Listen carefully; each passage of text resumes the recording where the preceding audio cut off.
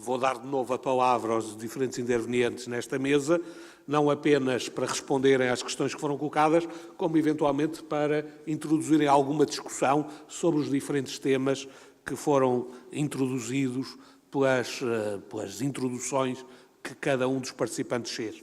Eu, seguindo a ordem da mesa, da composição da mesa, daria a palavra ao Sr. Professor Henrique Antunes.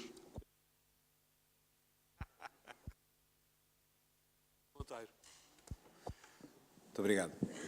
A primeira questão foi colocada, eu confesso que não consegui reter o nome de quem fez a pergunta. É uma questão interessante. Eu daria como nota de direito comparado que, de facto, na Austrália já se reconheceu o direito à indemnização, nomeadamente no âmbito da responsabilidade da administração, pelo aumento do nível das águas e pelo efeito que isso tem, quer em termos de diminuição efetiva da propriedade, quer em termos de alargamento do âmbito das restrições que a alteração da linha de costa determina. E a responsabilidade é justificada na base da falta de medidas adequadas que o Estado deveria ter tomado para evitar o efeito da erosão da camada de ozono e de conter por essa via o aumento do nível das águas. Bom, eu não sei se é por vir indiretamente da Guiné-Bissau com escala em Lisboa e estar a falar da Austrália, que são pontos cardinais bem distantes uns dos outros em termos de estabilização dos direitos e de garantia dos mesmos, tenderia a dizer que nós estamos ainda um pouco longe deste nível de sofisticação na discussão, embora seja verdade que o tema juridicamente se justifica e faça sentido. Não tenho nenhuma dúvida de que a deslocação da linha de costa implica uma alteração dos limites das zonas de proteção, porque elas são fixadas em abstrato por referência à linha existente e se ela se altera, não tenho dúvidas de que isso acontecerá. E como sabem, há uma diferença fundamental, apesar de tudo, tendo em conta o caráter em geral não indemnizável de algumas destas servidões e ou restrições. Eu sobre o tema, aliás, também aproveitava para dar uma nota às questões que foram suscitadas, para dizer que a distinção entre o regime das servidões e das restrições é de alguma forma responsabilidade da Comissão, não apenas na base meramente académica da distinção entre as duas figuras, mas sobretudo pela circunstância delas representarem modos de condicionamento diferentes da propriedade e por essa razão, terem que necessariamente ter regimes diferenciados também. A servidão é, por definição, um condicionamento exterior ao estatuto jurídico da propriedade. É um condicionamento em função da proteção de um interesse público concreto, nomeadamente expresso num bem imóvel e ou num interesse público equivalente. A restrição é uma espécie de espelho público da restrição legal do domínio do direito civil e não faz nenhum sentido que ela não seja tratada no quadro da conformação do conteúdo do direito de propriedade no mesmo plano em que é tratado o tema do planeamento. E como lembrou bem a doutora Isabel Moraes Cardoso, a Constituição estabelece, bem ou mal, é uma discussão que se pode fazer, uma reserva de plano em matéria de definição de regras de ocupação, uso e transformação do território. E não se esconde que a intenção da Comissão foi designadamente impedir aquilo que é a prática dos últimos 20 ou 30 anos, que é o Estado multiplicar restrições de utilidade pública para esvaziar os poderes de planeamento dos municípios. Eu gosto sempre de dizer, dar como exemplo, com alguma infelicidade para os próprios, o Marvão, que é um município que está todo ele abrangido por um parque natural, com exceção do seu núcleo urbano, que está classificado como património histórico. E, portanto, no Marvão fazem-se eleições para determinar quem é que varre as ruas, basicamente. Porque a matéria da definição das regras de aproveitamento do solo são todas elas estranhas, nomeadamente ao respectivo plano municipal, que está todo ele condicionado, porque mesmo não estando escrito hoje, já hoje se entende de mal que esses condicionamentos são uma vinculação ao poder de planeamento, que manifestamente não podem ser.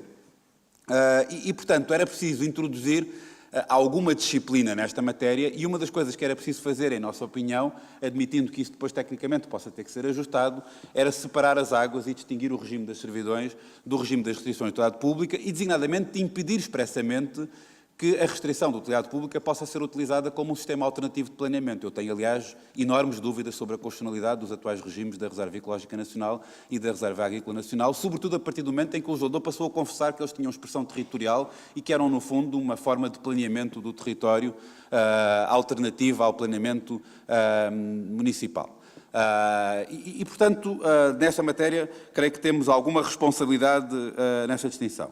Não queria deixar de dar uma nota de resposta ao meu amigo Manuel Miranda sobre um tema sobre o qual eu não falei na minha intervenção inicial, que é o do solo urbanizável, para dizer de uma forma um pouco cáustica e drástica de que, obviamente, é um disparate dizer que o solo urbanizável acaba. É a mesma coisa que dizer que se a população mundial continuar a progredir ao nível que progride, que continuaremos todos a viver no campo e não precisamos da cidade para viver. O solo urbanizável existirá enquanto as necessidades humanas de progressão da urbanização existirem. É verdade que estamos numa fase de recessão, é verdade que temos solo urbanizado a mais do que aqueles que precisamos na atualidade, mas a lei não é feita para retratar a realidade existente à data de hoje, a lei é feita para ordenar o território de forma intemporal, se quiserem. O que não se resolve nesta lei, de facto, não é isso, porque o solo urbanizável sempre existiu, porque já hoje, no quadro atual, o solo urbano compreende aquele que está efetivamente urbanizado e aquele que é suscetível de urbanização. Não poderá deixar de ser assim, em minha opinião, no futuro, porque a classificação do solo não é o diagnóstico da realidade, é uma decisão política sobre o destino a dar ao solo. Em alguns casos ela coincide com a realidade, noutros casos ela tem como função transformar essa realidade. A discussão que se fez, que não foi pacífica, aliás, dentro da Comissão, que não foi pacífica na relação com o Governo e que não será seguramente pacífica na assistência, era a questão de saber qual é que é o mecanismo de transformação do solo urbanizável em solo urbano. E, designadamente, a questão de saber se é possível classificar solo suscetível de urbanização como solo rústico e permitir que a transferência desse solo para a categoria de solo urbano se pudesse fazer por via da programação apenas e não por via do planeamento. Eu devo confessar que fui sempre muito renitente a essa solução e que fui daqueles que sempre defendeu que o solo que é suscetível de ser urbanizado tem que necessariamente ser classificado como urbano pelo plano e que só por via de uma alteração do plano, por uma nova decisão de planeamento, em minha opinião, é que é possível transformar solo que não é efetivamente urbanizado em solo que venha a sê-lo. Pela razão simples de que a mesma reserva de planeamento impõe que isso se faça por plano e não por outro ato que não tenha a qualidade de uma decisão de planeamento. Independentemente depois de discutirmos qual é que é o âmbito que o solo urbano deva ter e que ele deva ser restrito e que deva ser contido, porque ele é obviamente excessivo no quadro atual. E, portanto, sempre rejeitei que essa transferência se pudesse fazer por um ato de programação, sem prejuízo, como aliás foi proposta da Comissão, proposta não unânime, mas foi proposta da Comissão, que essa classificação se mantivesse como solo urbano, não obstante lhe dando um regime jurídico diferenciado dentro do solo urbano. E até chegamos a propor uma solução segundo a qual o solo urbano não programado segue, enquanto não for objeto de programação, o regime do solo rústico, tentando, no fundo, dar uma mesma resposta às preocupações daqueles que queriam colocá-lo fora da classificação do solo como urbano. Isto, no fim de tudo, é uma discussão quase que económica e não jurídica. E eu até diria, a brincar, com respeito pelos economistas presentes na sala, que, como tudo em matéria económica hoje, é mais uma discussão de psicologia do que uma discussão de economia, que é saber se, do ponto de vista psicológico, a classificação do solo cria expectativas que, inevitavelmente, vão aumentar o valor do solo ou não. Sendo certo que eu, como jurista, tendo a achar que eu resolvo o problema estabelecendo um regime jurídico que, independentemente das expectativas que se tenham sobre essa valorização, limitem essa valorização. E, portanto, no fundo, não estávamos a discutir coisas diferentes ou não estávamos a propor soluções diferentes, estamos a propor técnicas diferentes para obter o mesmo resultado. Porque, no final, o resultado que se pretendia, no âmbito desta discussão, era limitar a valorização em função da mera expectativa, deixar claro que o valor não resulta da vontade, resulta da efetiva expressa previsão pelo plano, mas mais do que isso, resulta da efetiva programação e da efetiva urbanização. Agora, o que não se pode é, de facto, não resolver o problema na lei de bases. Porque esta ideia de que se tira da lei de bases muita coisa que pode ser regulada pelo REGICT ou pelo REGOE, porque a lei de bases estava muito grande, é não perceber que a função da lei de bases é definir as bases e é dar estabilidade à ordem jurídica. E aquilo que se pretendia, precisamente, era retirar da discrecionalidade dos sucessivos governos a possibilidade de, com grande facilidade, alterar aquilo que é essencial para evitar esta perturbação constante, que é de estarmos sempre a mexer e, sobretudo, de fazer esta coisa que me parece absolutamente extraordinária, que é fazer uma lei de bases que, afinal, tem como parâmetro o REGICT. Porque ela só entra em vigor quando o REGICT for aprovado e é o REGICT que diz qual é a solução que devia estar na lei de bases. Quer dizer, isto está tudo ao contrário, como é óbvio.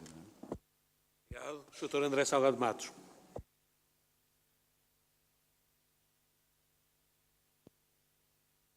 Tenho pouco a dizer. De facto, em relação ao artigo 10º da proposta, esta questão foi das questões mais discutidas na Comissão, como o professor Cláudio Monteiro já referiu, não foi uma questão pacífica. Neste caso, venceu aquele lado, portanto, foi ao contrário daquilo que eu já referi há pouco. Embora eu também reconheça que, de facto, aqui a questão é mais... Enfim, a divergência era menos profunda do que podia estar em causa, porque, de facto, a principal preocupação aqui, enfim, havia duas, uma de flexibilidade, outra de evitar a especulação associada ou que poderia estar associada à classificação do solo. De facto, a solução que está aqui agora plasmada é, como a doutora Isabel Moraes Cardoso referiu, e muito bem, é que, de facto, não é carne nem é peixe, porque há aqui, de facto, uma ambiguidade estrutural neste artigo 10º, número 2, a linha B, em particular, porque de facto, se define-se o solo urbano como o que está urbanizado e edificado. E isso não é planeamento. O planeamento, por definição, é prospectivo, não é fotográfico, não define o que está num determinado momento, embora em alguns casos, obviamente, possa coincidir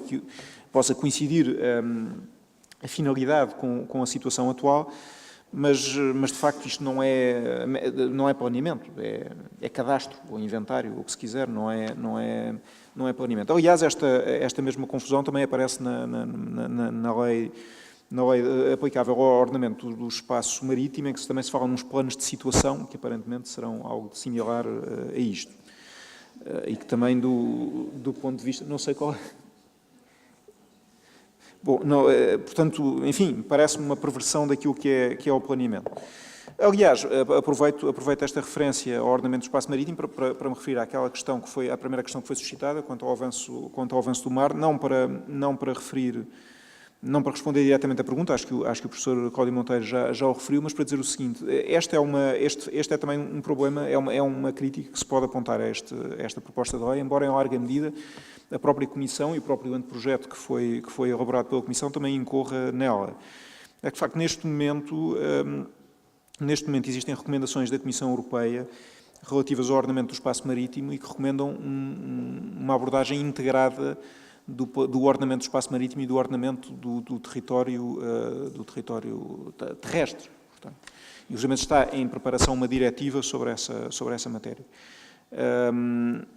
Este planeamento integrado já avançou em alguns países europeus. Em Portugal está expressamente excluído do âmbito da proposta o ordenamento do espaço marítimo. Aliás, a Comissão trabalhou sempre na base de que não estaria incluído o ordenamento do espaço marítimo e que não se tentaria sequer fazer uma integração com essa matéria. Agora, a prazo, podemos ter aqui um problema de desconformidade com o direito da União. Doutora Isabel Moraes Cardoso. Obrigada, Sr. Professor. Eu acho que relativamente à questão do solo urbanizável, o professor Cláudio Monteiro já equacionou o tema. Agora, tinha aqui 3 observações. Quando me referi há pouco à questão do estatuto da propriedade e da necessária diferenciação dos direitos e deveres dos proprietários em solo urbano e em solo rústico, foi algo que não disse, é que esta lei é muito mais uma lei de propriedade imobiliária urbana do que propriamente de tratamento do território, considerando o solo rústico. A Lei de Base Espanhola, por exemplo, de 2008, tem uma extensa regulação do solo como recurso. Ora, aqui isso não aparece. Eu lembro-me que o projeto inicial da Comissão tinha um artigo que tratava o solo como recurso, que foi eliminado. Portanto, nós temos praticamente, com exceção dos artigos das disposições gerais, em que se tenta fazer uma articulação meramente de princípios com a política de ambiente e com a proteção de recursos e valores naturais, uma lei que é vocacionada para o solo urbano. E isto tem um bocadinho que ver depois com o tratamento que não é resolvido das condicionantes ambientais. Portanto, como não se traz para aqui o problema das condicionantes ambientais ao uso do solo, temos aqui uma lei que nesta parte me parece pouco equilibrada. Relativamente às reservas de solo, o Dr. Gonçalo Reino Pires aludiu, esta norma sempre me fez alguma confusão. Em primeiro lugar, a redação do número 1 é incompreensível, porque se há uma reserva de solo, como é que caducam os direitos dos proprietários no caso em que se verifique o incumprimento dos respectivos ónus? Se há reserva de solos, não há ónus nem deveres a cumprir.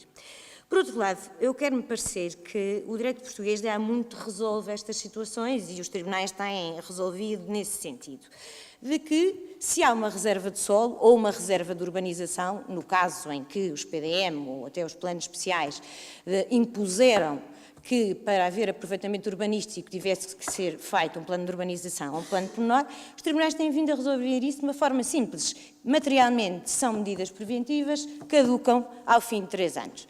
Portanto, faz-me alguma confusão esta solução. Por outro lado, o próprio Estatuto das Estradas Nacionais, 31, o próprio Regulamento Ferroviário, de 1906, sempre disse que, se houver afetação de espaço para uma infraestrutura pública, o particular, ao fim de 3 anos, tem direito à indenização e, ao fim de 5, tem direito a requerer a expropriação. Portanto, não me parece para que inovar numa matéria que já está tão estabilizada. Dr. Gonçalo Pires. Só também uma ideia que também queria acrescentar. É que penso que nós também temos que situar este momento legislativo na chamada ocasio legis. E o que é facto é que estamos a legislar numa situação em que o mercado imobiliário, apesar de já demonstrar alguns sinais de retoma, ainda se encontra extremamente deprimido. E eu acho que o próprio mercado aqui, nesta situação, está a funcionar muito como regulador. Eu via perfeitamente que, até 2008, a minha grande batalha enquanto advogado era estar junto das câmaras municipais, porque os clientes só diziam: doutor, preciso licenciar, preciso de construir, vamos. E a partir de 2008, os clientes diziam: vamos parar, eu agora não tenho dinheiro, agora preciso de aguentar. E a Câmara só dizia: eu preciso das taxas, vou deferir, vou licenciar. E aquilo era... O momento foi virado a 180 graus. E nesta medida, eu acho que também, não vou dizer que nunca mais vai ser como foi, mas eu acho que durante largos anos o mercado imobiliário, sobretudo o mercado para construção nova, vai ficar extremamente condicionado pelas condições económicas em que esta crise nos colocou. Não só ao nível da procura, porque é duvidoso que sejamos neste momento mais habitantes do que aquilo que éramos em 2008, como também em função do financiamento, porque os bancos também já não entram nas loucuras em que entravam a financiar projetos, nomeadamente porque os bancos estrangeiros já não entram nas loucuras em que entravam a financiar bancos portugueses, e assim sucessivamente. E desta forma, eu acho que nós podemos ter aqui também um momento de pausa, uma oportunidade para maturar algumas ideias, ver como é que, na prática, esta lei de base vai ficar e os decretos-leis de desenvolvimento vão ficar, e afinar durante ainda uns largos anos as soluções que viermos a consagrar. Eu acrescentaria, relativamente ao que foi dito, enfim, para falar de outras regras que desapareceram, ainda que fossem meramente emblemáticas, para além da referência ao solo como recurso natural, que estava previsto, também havia princípios ambientais em matéria urbanística e, curiosamente, também desapareceram. Uma das críticas que nos foi feita inicialmente, designadamente no âmbito da Comissão Consultiva, era que tínhamos tratado pouco das questões ambientais e não tínhamos feito a devida relação entre a dimensão ambiental e a dimensão urbanística. Se isso poderia ser uma crítica, o que é facto é que os princípios estavam lá e agora eles desapareceram. Não é? Portanto, o que cria uma dificuldade adicional, não é? Porque realmente, enfim, independentemente da minha veia ambientalista, o que é facto é que as questões do urbanismo geram problemas de natureza ambiental e era importante que os princípios comuns ao ambiente e ao urbanismo estivessem à parte, ao lado, num artigo, ao lado dos princípios em matéria urbanística. Infelizmente isso também desapareceu. Enfim, é outro aspecto que, de alguma maneira, enfim, a proposta de lei não aproveitou em relação ao projeto inicial. Eu perguntava se há mais alguma pergunta ou mais alguma questão. Muito bem, mais duas. Obrigada. Bom dia, Ana Cristina Bordalo. Eu estou ligada ao Departamento de Urbanismo da Universidade Lusófona, mas também sou trabalhadora de funções públicas e há cerca de 30 anos, se não mais, que eu estudo o cadastro predial. E tomando a referência que foi feita aqui inicialmente sobre o cadastro e as inscrições no registro cadastral, que eu queria colocar uma preocupação, enorme preocupação e apreensão, não propriamente uma pergunta que eu queria colocar. E isso prende-se com a própria redação do artigo que neste momento diz que estão sujeitos a registro predial, a inscrição matricial, bem como a georreferenciação e a inscrição no cadastro predial, os factos que afetem direitos reais. Isto para encurtar, fico por aqui, não é? Ora bem, acaba por haver aqui uma redundância, porque os factos sujeitos a direitos reais, ou respeitantes a direitos reais, são georreferenciáveis, mas poderão sê-lo de uma forma diferente daquela que interessa, que é a georreferenciação do objeto sobre que recai aquele facto, ou sobre que incide aquele facto. Eu posso estar a praticar um ato ou a extrair um facto num ponto geográfico absolutamente distinto do ponto geográfico onde se localiza o prédio. E, portanto, quando eu faço a referência à georreferenciação dos factos, respeitantes a direitos reais, no limite estarei a dar conta de duas inscrições georreferenciadas, uma relativa ao facto e outra relativa ao imóvel sobre que recai ou a que respeita esse mesmo facto. Mas deixando esta questão, que poderá ser um pormenor, mas que será relevante, eventualmente porque dará origem às duas referências, há outra questão que me preocupa muito, é que a atual legislação sobre cadastro predial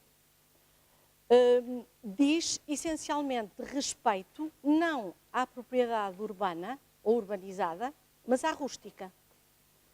A georreferenciação que é mencionada designadamente no projeto piloto, que é o Sinergic, tem essencialmente por objeto o polígono sobre que incide o direito real de propriedade sobre o solo e não sobre o imóvel que está no solo, assente no solo.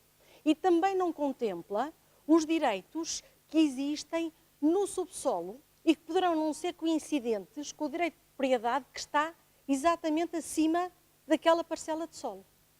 Portanto, há um conjunto de situações que, se nós quisermos tratar de imóveis urbanos, podemos estar a criar uma caixa de problemas e de litígios, potenciais litígios, porque há conflitualidade nos direitos que, num mesmo plano vertical de solo e subsolo, poderão não ter o mesmo titular e não ser coincidentes.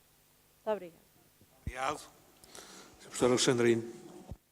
Bom dia. Eu queria saudar esta conferência, apreciei muitas intervenções e partilhar aqui, uma vez que temos tempo, algumas reflexões ou preocupações sobre núcleos normativos da proposta quanto ao direito de propriedade e à garantia fundamental da propriedade e aspectos que foram aqui referidos, designadamente pelo professor Cláudio Monteiro e pela doutora Isabel Moraes Cardoso. Primeiro aspecto, tem a ver com o artigo 4º, número 2 da proposta de lei. Eu não sei se esse texto é da origem da lavra da Comissão ou não. Sobre esse preceito, a minha reflexão é saber se tem sentido útil. Porque se essa matéria diz respeito à garantia fundamental de propriedade privada, isso é reserva da Constituição. Por outro lado, esses interesses não são todos os interesses que são atendíveis. Há outros. E, portanto, é inútil. Pergunto também se não será perverso. Porque pode dar a entender que, afinal, são apenas esses os limites da propriedade privada. E haver aí uma confusão entre a garantia fundamental e o direito de propriedade privada, que não é garantia fundamental, é direito privado de propriedade. E, portanto, porque em relação à garantia fundamental de propriedade privada, aí funciona o artigo 62 da Constituição. Em relação à propriedade privada, aí os limites podem ser outros, além desses que estão aí. Podem ser outros. Uma vez que os limites de um direito patrimonial privado não são necessariamente definidos nos termos da Constituição. Primeira questão. Segunda questão tem a ver com a função social da propriedade. O professor Cláudio Monteiro referiu-se à queda dessa parte, ao desaparecimento dessa função social da propriedade privada e à proposta da revisão constitucional de 97 da inclusão dessa referência na Constituição. Portanto, não foi incluída em 97, tal como não foi incluída em 76, e também caiu nesta proposta de lei. Só que há aqui a minha observação é esta. É muito diferente estar na Constituição ou estar na lei. Na Constituição Portuguesa de 66 não está. E é uma grande diferença que existe na nossa Constituição face à Constituição Espanhola, Italiana ou Alemã. Ou mesmo à Constituição de 33. E, portanto, não estar na Constituição e estar na Constituição, uma outra coisa é nos termos da lei. Nos termos da Constituição. Isso não pode ser equivalente à função social da propriedade nos termos da Constituição. De maneira nenhuma. Na nossa Constituição, a garantia fundamental de propriedade é determinada pela Constituição. A garantia da propriedade privada é configurada por lei. Eu acho, de facto, que esta proposta de lei, nesse aspecto, o uso edificandi está resolvido. Sempre foi aquilo que eu defendi. O uso edificandi é algo que é um direito configurado, neste caso, por lei, pelos planos, etc. E de formação sucessiva parece-me interessante, de facto, essa ideia, embora tenha sido também esvaziada, pelo que percebi, na proposta de lei. Corresponde a ideias que eu defendo. Mas uma coisa é estar na lei, a função social da propriedade, e eu acho que sim, que a propriedade privada há muito tempo, há mais de um século, que desempenha uma função social, isso na lei podia estar, eu acho que decorre implicitamente do nosso ordenamento jurídico, mas outra coisa é estar na Constituição, e a nossa Constituição aí tem uma marca de não ter querido expressamente essa função social, devido ao contexto político em que foi aprovada a Constituição de 76. Em terceiro lugar, fiquei um pouco preocupado com aquilo que disse a doutora Isabel Moraes Cardoso em relação à expropriação pelo sacrifício, à queda, no fim de contas, ao desaparecimento, no fim de contas, dessas hipóteses na proposta de lei. Gostava de ouvir alguma coisa sobre isso. Muito obrigado. Então, o Sr. Professor Henrique Antunes. Muito brevemente. Em primeiro lugar, para dizer que partilho das preocupações que a Sra. Doutora manifestou relativamente à questão do cadastro. Sem dúvida nenhuma, acho que são, de facto, questões inteiramente pertinentes, nada a acrescentar, era um comentário, não era uma pergunta e, portanto, nada a dizer. Em relação ao que disse o Sr. Professor José Melo Alexandrino, queria apenas referir-me em relação ao artigo 4º, número 2, que disse, não é? Enfim, de facto, o que está, de qualquer forma, é exemplificativo, não é? Porque se utiliza o advérbio de modo nomeadamente, não é?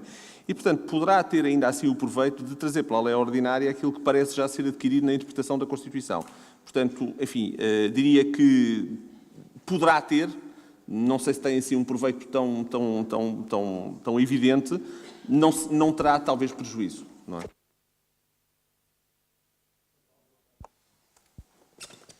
Bom, eu, enfim, ia deixar a questão do cadastro, enfim, como respondida, essencialmente porque eu já tinha dito aquilo que me parecia que, de facto, era preciso adotar uma concepção volumétrica da propriedade e isso tem que ter consequências, designadamente no cadastro e no registro predial.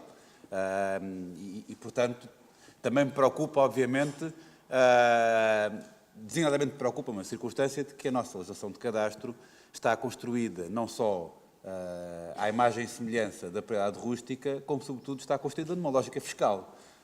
E aquilo que é necessário, de facto, introduzir é um sistema de informação predial única que sirva simultaneamente para efeitos de ordenamento, território e urbanismo, para efeitos de cadastro, nomeadamente para efeitos fiscais, e para efeito de registro predial. E essa informação predial única tem, de facto, que ter, não só tem que ser georreferenciada, como tem que georreferenciar o espaço e não apenas o solo. Quanto às observações que foram feitas pelo meu querido colega José de Melo Alexandrino, eu partilho da sua preocupação, embora seja de facto uma proposta que já constasse do anteprojeto apresentado pela Comissão, de que aquela referência àqueles interesses pode eventualmente perturbar a interpretação. Eu creio que o objetivo, quando foi introduzido na discussão na Comissão, foi evitar a ideia de que apenas o ordenamento, território e urbanismo era um parâmetro de restrição, e, portanto, foi-se buscar, no fundo, uma formulação que também é constitucional, porque, no essencial, reproduz, nomeadamente, os interesses que vêm identificados no artigo 52, a propósito da ação popular e em matéria de interesses difusos. E, portanto, utilizando, no fundo, uma fórmula que é uma fórmula mais ou menos genérica e, sobretudo, como uma enumeração meramente exemplificativa, dado que ela vem precedida do nomeadamente. Já quanto à segunda questão, eu só partilho, em parte, ou partilho da observação que foi feita pela doutora Isabel Moraes Cardoso, porque há uma supressão de uma linha, de um número que constava do artigo respeitante ao sacrifício de faculdades urbanísticas, onde nós dizíamos que, independentemente do disposto nos números anteriores, são indenizáveis quaisquer sacrifícios impostos ao proprietário do solo que tenham um efeito equivalente a uma expropriação. Porque, no fundo, aquilo que nós estávamos a dizer é, obviamente, que a regulamentação da indenização em caso de sacrifício de faculdades urbanísticas é uma forma de regulamentar a expropriação por sacrifício, nomeadamente por sacrifício das faculdades urbanísticas. E, portanto, não quisemos deixar, digamos assim, essa matéria sujeita a uma margem de interpretação doutrinária e dogmática tão grande e quisemos, no fundo, dar-lhe um regime legal próprio. Sem querer com isso excluir que outros sacrifícios que têm um efeito equivalente a uma expropriação e que não se traduzam no sacrifício de uma faculdade urbanística também pudessem ser indenizáveis. E, portanto, eu creio que a expropriação por sacrifício continua nesta atual proposta, na parte em que, apesar de tudo, regula a matéria da indenização em caso de sacrifício de faculdades urbanísticas, embora o faça deficientemente, na minha opinião, mas, de facto, a eliminação dessa referência que nós fazíamos a outros sacrifícios, para além do sacrifício de faculdades urbanísticas, é que é perigosa e que pode suscitar alguns equívocos. E aí eu partilho da preocupação que foi manifestada pela Isabel. Professor Henrique Antunes, queria... Não, eu só queria acrescentar, em relação ao que o professor Cláudio Monteiro disse, há, no entanto, a introdução de um vocábulo que pode ser um bocadinho perturbador no artigo 4º, número 2, em relação à proposta. É que se diz que o direito de propriedade e os demais direitos relativos ao solo são ponderados, compatibilizados, era o que nós dizíamos na proposta, e conformados. Esta conformação, a meu ver, sobretudo tendo em conta a natureza do direito de propriedade, na sua articulação com os demais direitos, pode ser preocupante. Aí sim estou de acordo. Doutor André Salgado de Matos. Artigo 4.2, respondendo à questão do professor José Melo Alexandrino, obviamente que estes direitos, estes interesses bem referidos não esgotam, todos os interesses podem colidir podem ter que ser ponderados com o direito de propriedade, isso penso que é evidente. Qualquer interesse relevante, público ou privado, pode colidir com o direito de propriedade e dar origem a uma restrição do direito privado. Qualquer interesse com tutela constitucional, naturalmente. De facto, talvez esta enumeração fosse dispensável, também me parece.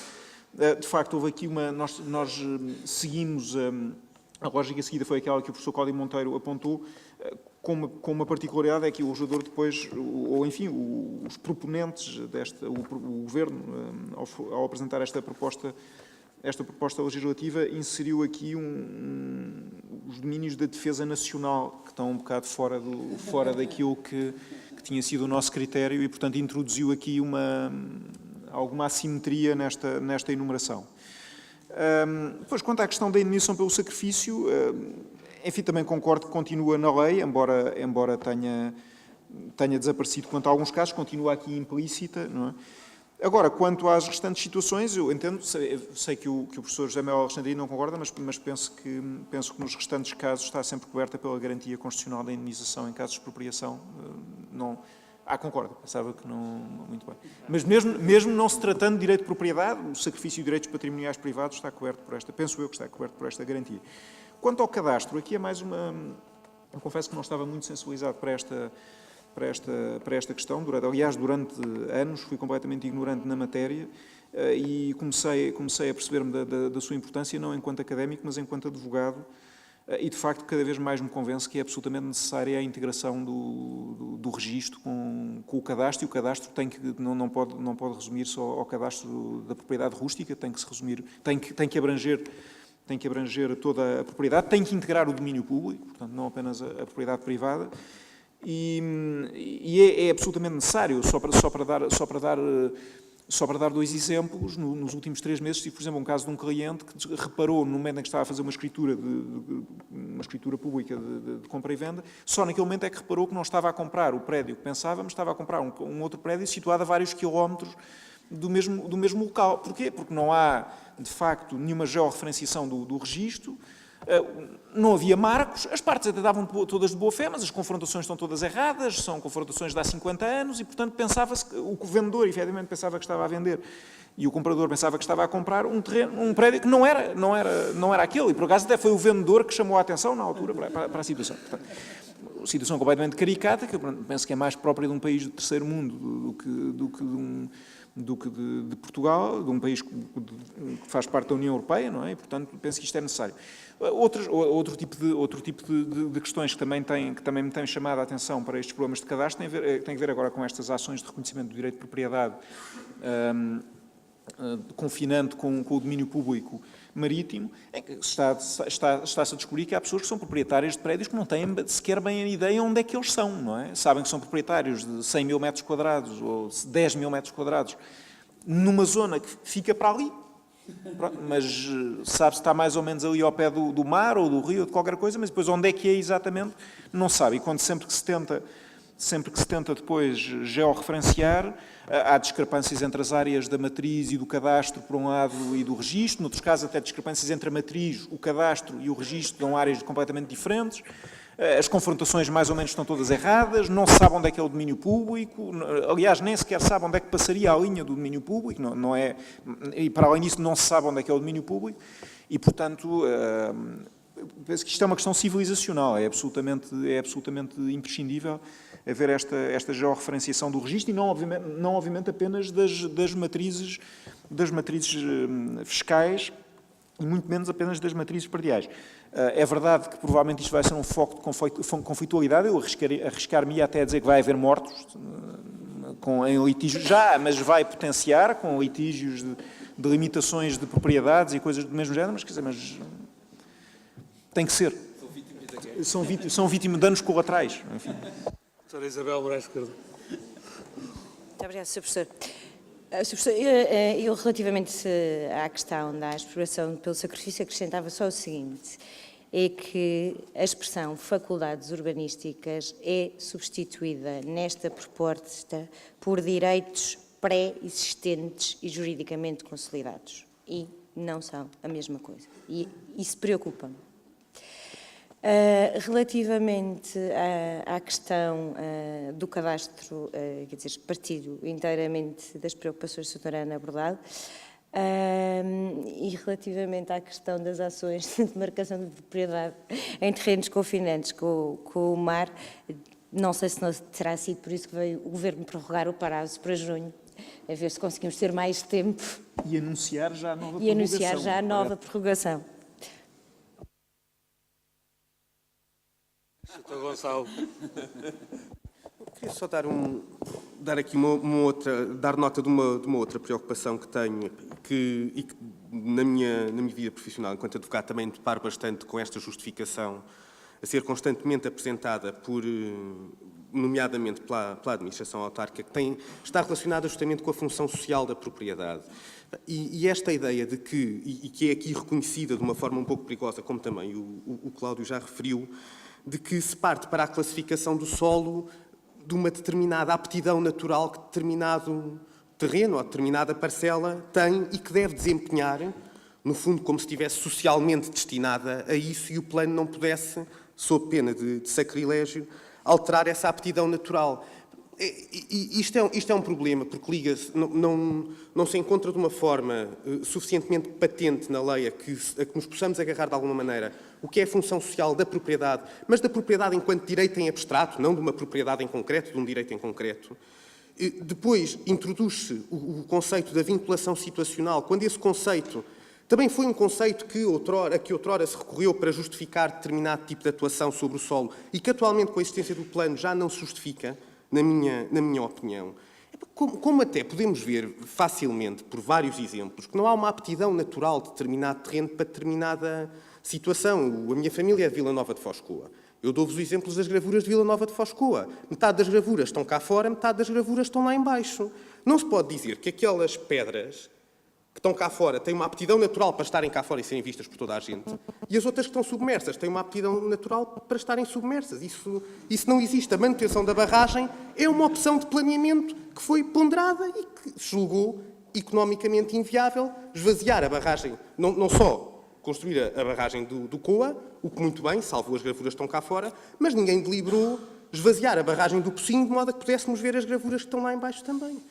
É tudo uma opção de planeamento. Não se trata de aptidão natural. Muito bem. Só duas considerações de ordem final para terminarmos este debate hoje de manhã. A primeira tem a ver com enfim, as perguntas que foram feitas pelo professor José Alexandrino e aquilo que era da Comissão e aquilo que não é neste artigo 4º. Eu diria que, do ponto de vista da Comissão, houve uma intenção que depois foi desvirtuada por esta formulação. E essa intenção era a de criar uma noção única de direito de propriedade. E não a atual visão esquizofrénica de dizer que há um direito de propriedade segundo a Constituição e um direito de propriedade segundo o Código Privado. Isso é algo que nós quisemos recusar. Essa esquizofrenia não faz qualquer sentido. O que significa que, quando analisamos a questão, temos que ponderar os dados constitucionais e os dados do direito privado. E quando adotamos esta perspectiva, podemos dizer, é o argumento normalmente dos privatistas, mas no direito público há novos direitos. Há direitos de construção, há direitos que não cabem no núcleo essencial da propriedade privada, ou quando muitos são uma consequência desse. Eu, por acaso, dei-me ao cuidado de ir ver o Código Civil e vi que o Código Civil não fala em faculdades do direito de propriedade privada, fala em direitos que integram o direito de propriedade privada, designadamente de uso, fruição e utilização da coisa que está em causa. Ou seja, não há nenhuma contradição entre aquilo que a Constituição estabelece e aquilo que o Código Civil estabelece. E foi precisamente nessa lógica integrada que nós entendíamos, em primeiro lugar, que a função social da propriedade devia estar na lei, porque entendemos que ela já resulta da Constituição e ela já resulta também do Código Civil. Não está afirmada de forma expressa, mas era a altura de, numa lei como esta, que estabelece o quadro das bases, o quadro do solo e do ordenamento do território, estabelecer isso que é considerado implícito, quer pelos privatistas, quer pelos publicistas, mas que não estava ainda na lei. E, portanto, havia essa nossa intenção que desapareceu. Por outro lado, havia a ideia que o direito de propriedade privada não é um direito absoluto e, portanto, tem que ser entendido no quadro do seu relacionamento com outros direitos e com princípios fundamentais. E essa era a razão do artigo 4º, número 2. O surgimento da defesa nacional é espúrio, mas os outros limites tinham a ver com outros direitos e com outros princípios fundamentais que podem colidir com o direito de propriedade privada e tínhamos entendido que era preciso dar esse sinal no âmbito de uma lei como esta. E, portanto, o sentido era o de considerar que o direito não era absoluto, quer na perspectiva constitucional, quer na perspectiva privatista, mas era um direito que teria que ser determinado ele próprio no seu conteúdo em função de outros direitos e de outros princípios fundamentais. O facto de ter ficado parte do quarto número 2 ainda com alterações e terem desaparecido os outros elementos faz com que a interpretação agora seja desvirtuada em relação àquilo que a Comissão inicialmente pretendia. Agora, da perspectiva inicial, fazia todo o sentido, em primeiro lugar, ter uma visão unitária do direito de propriedade. Não faz qualquer sentido esta visão esquizofrénica, nem a guerra entre privatistas e publicistas. A prova de que não queríamos fazer isso é que integramos um privatista na nossa comissão.